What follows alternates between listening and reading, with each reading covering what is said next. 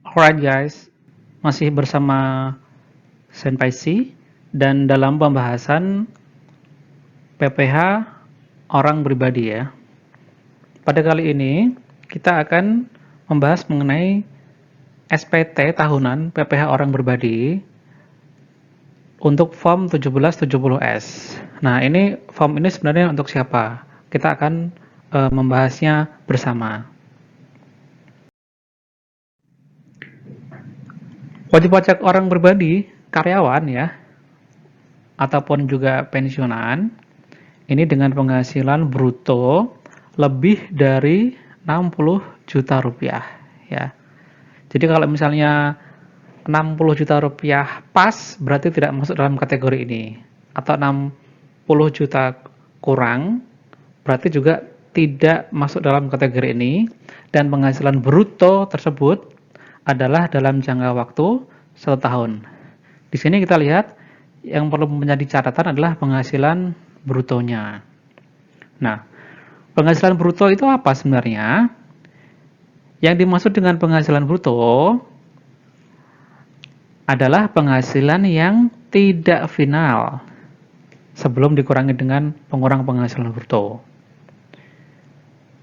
Dan di sini penghasilan bruto ini tidak termasuk penghasilan yang final ya.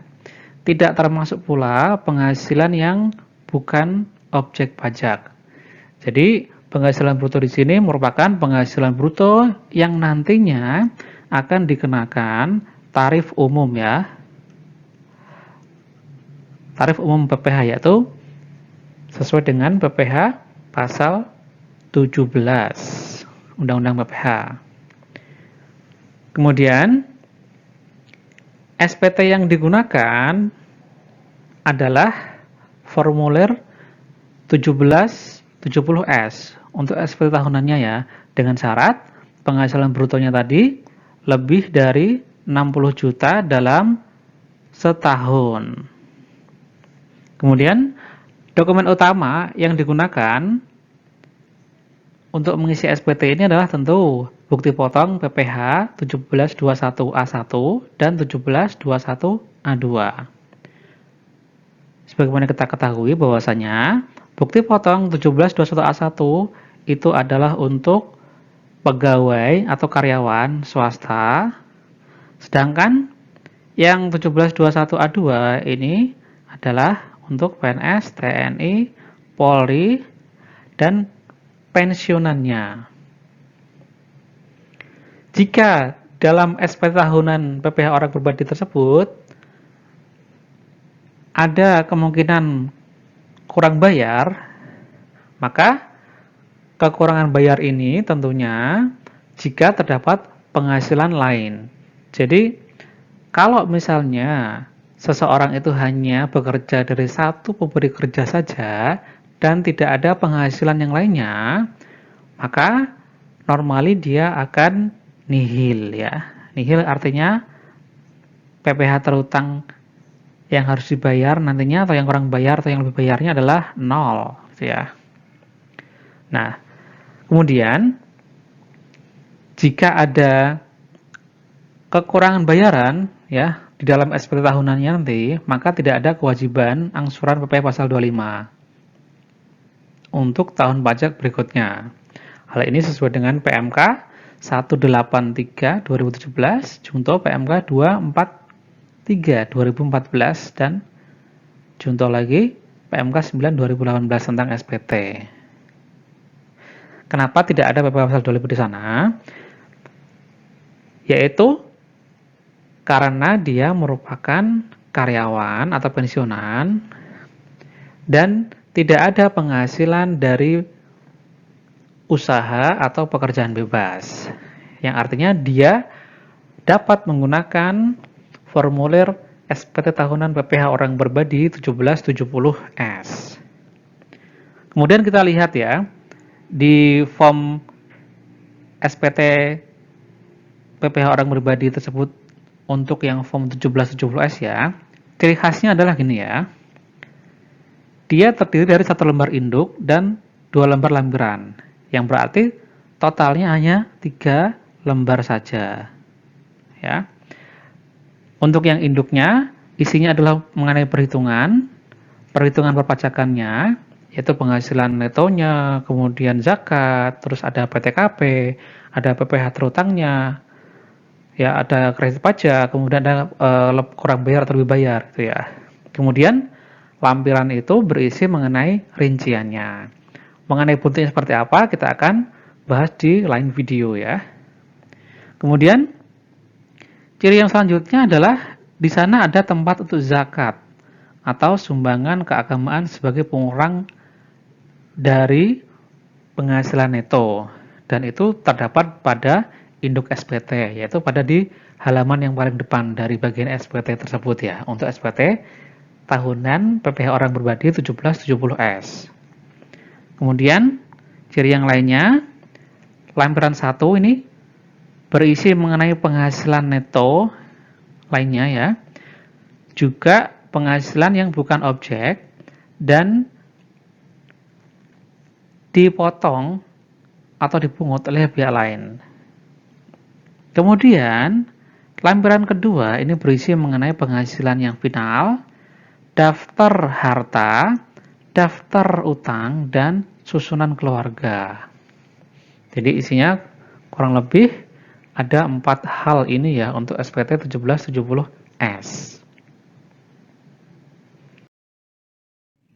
Nah, dari hal-hal tersebut ini ya, dari ketentuan Undang-Undang Perpajakan serta peraturan-peraturan yang di bawahnya dan cuklak serta juknisnya, ini kita rangkum ada syarat untuk penggunaan SPT tahunan PPh orang berbadi dengan form 1770S. Ini ya. Formulir ini yang pertama adalah mempunyai penghasilan selain dari usaha atau pekerjaan bebas, yang artinya untuk karyawan ya maksudnya, untuk karyawan atau pensiunannya yang memiliki penghasilan selain ini ya dari usaha atau pekerjaan bebas. Jadi kalau misalnya karyawan itu juga memiliki penghasilan dari usaha atau pekerjaan bebas, contohnya adalah seorang PNS di luar jam kerjanya dia memiliki usaha jual beli baju secara online di marketplace, baik itu misalnya di Lazada atau di Tokopedia atau Bukalapak atau Blibli.com dan lain sebagainya. Maka meskipun dia sebenarnya itu adalah karyawan, tetapi karena dia memiliki usaha yaitu jual beli secara online, maka dia tidak bisa menggunakan SPT 1770S. Tapi dia harus menggunakan SPT tahunan 1770. Ya, gitu ya. Kemudian SPT ini juga ditujukan untuk karyawan yang memiliki penghasilan baik itu bersumber dari satu atau lebih pemberi kerja. Yang artinya kalau karyawan itu dia bekerja di 2 tempat kerja atau 3 tempat kerja atau yang lainnya, maka itu juga bisa menggunakan 1770S sepanjang dia ini statusnya adalah pegawai di semua tempat dia bekerja itu. SPT ini juga memuat penghasilan dalam negeri lainnya, ya, dan juga memuat penghasilan yang dikenakan PPh final atau yang bersifat final. Nah, penghasilan dalam negeri lainnya itu contohnya apa? Misalnya kalau saya katakanlah memiliki motor gitu ya, motor itu saya gunakan sehari-hari. Kemudian karena saya ingin punya motor yang baru, maka motor yang lama saya jual. Dan kalau misalnya di sana ada keuntungan, maka itu disebut sebagai penghasilan dalam negeri lainnya. Ya, dan harus dimasukkan ke dalam SPT tahunan tersebut. Masuk ke penghasilan lain-lain gitu ya. Kemudian SPT ini ditujukan untuk karyawan yang jumlah penghasilan brutonya lebih dari 60 juta rupiah dalam setahun. Pertanyaannya adalah, bagaimana kalau karyawan penghasilannya hanya bruto ya ini ya, dia penghasilannya hanya 50 juta dalam setahun. Apakah dia boleh menggunakan form SPT 1770S ini? Apakah boleh? Jawabannya adalah boleh ya, boleh-boleh saja ya. Karyawan meskipun penghasilannya brutonya hanya 50 juta dalam setahun, dia tetap boleh menggunakan formulir 1770S, tetap boleh. Nah, barangkali dia ingin memasukkan unsur pembayaran zakat yang telah dibayarkannya kepada lembaga amil zakat yang telah disahkan oleh pemerintah. Bisa ya ini ya. Terus syarat penggunaan yang lainnya, kalau misalnya anggota keluarga itu statusnya nantinya adalah PH atau MT ini ya, PH atau MT, yang artinya antara suami dan istri itu ada pemisahan harta dan juga pemisahan hak dan kewajiban perpajakan, ya,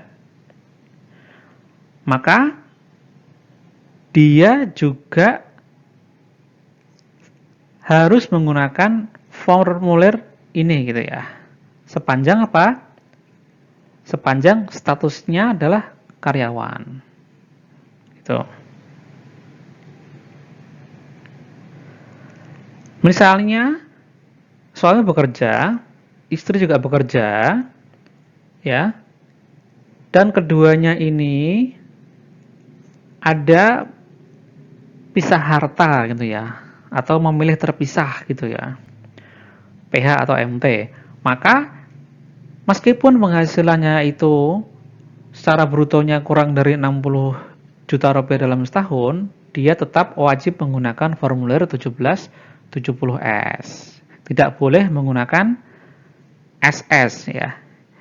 Kalau misalnya ini ya, PH atau MT ini ya, apakah dia boleh menggunakan SS?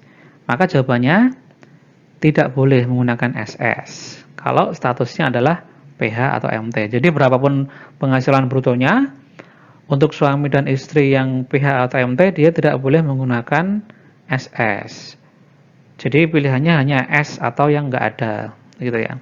Tergantung dari statusnya apakah dia karyawan atau memiliki usaha atau pekerja bebas.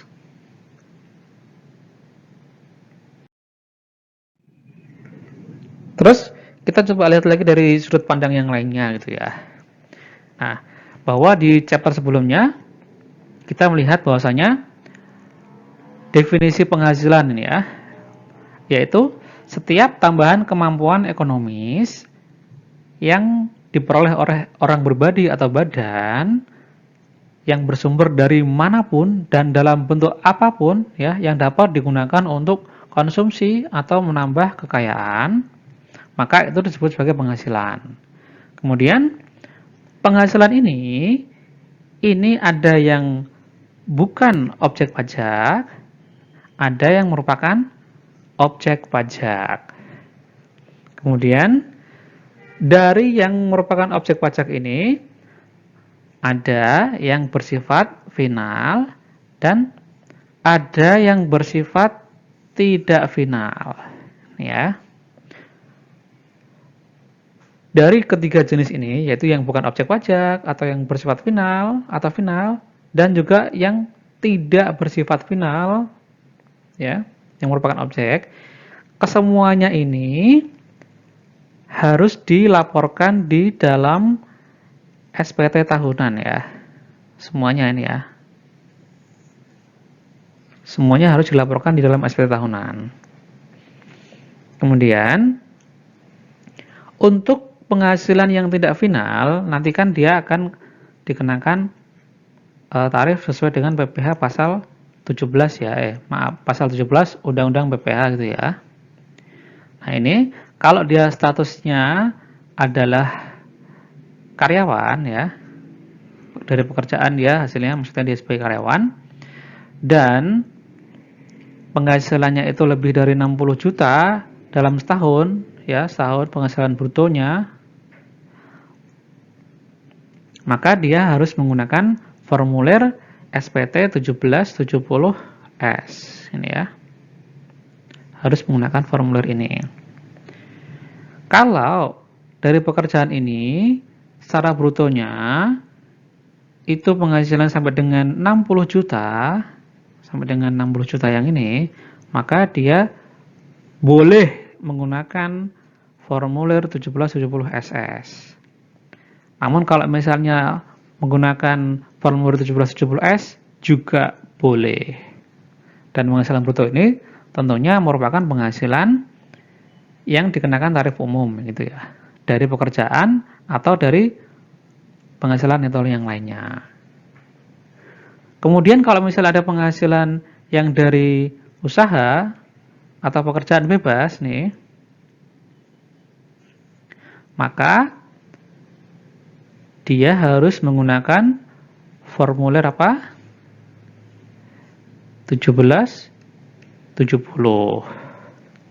Oke guys, semoga bisa dipahami dan please subscribe, like, comment, and share dan aktifkan loncengnya untuk keberlangsungan channel ini ya. Dari Senpai mengucapkan arigatou gozaimashita.